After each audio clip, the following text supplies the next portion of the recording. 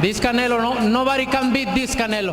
And when will we see this Canelo next? Cinco de Mayo against who? Cinco de Mayo. Whoever, I don't care. We want to see who's next. Benavidez, perhaps? I don't know, but I don't fucking care. Now he wants to face someone. What are the chances of Saul Canelo Alvarez? Saul Canelo Alvarez is on a decline. Whether Saul, if he likes it or not, it is the truth. He's had his rise. Now he's starting to depreciate. We can see it. He's getting heavier, getting hefty, real flat-footed. He's not as light as before. So who's going to want to jump on that? Terrence Bud Crawford, because it looks good. He beats the face of boxing. However, you fought a guy that's on a decline. I thought Teo picked Canelo to beat Terrence Crawford. But with that little soundbite right there, it sounds like Teofimo thinks Canelo is going to lose to Terrence Crawford. Yes, Teofimo is still ranting on why Terrence Crawford should fight him. He says Terrence Crawford fights injured fighters or fighters that are past their prime. And he thinks Canelo is past his prime, right?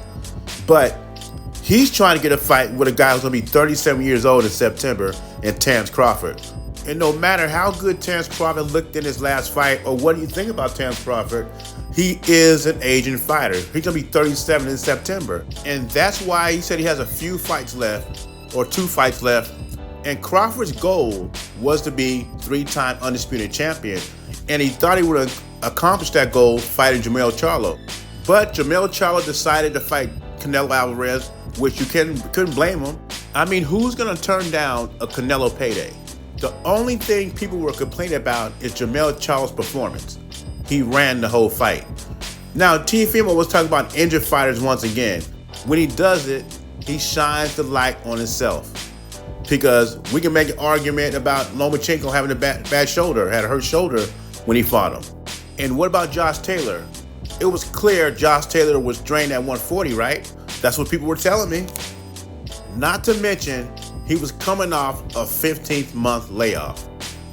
And to top it off, you lost to a lower-level fighter in Kambosos. I give you credit for both wins, because my thing is, once you get in the ring, the excuses are done. You're in the ring, no more excuses. So you saying Crawford likes to fight declined fighters that are coming off injury or that are broken? Well, you gotta hold yourself in the same regard. If he's like that, you're the same as him, right? But the difference is, I cannot see Crawford losing to a lower level fighter.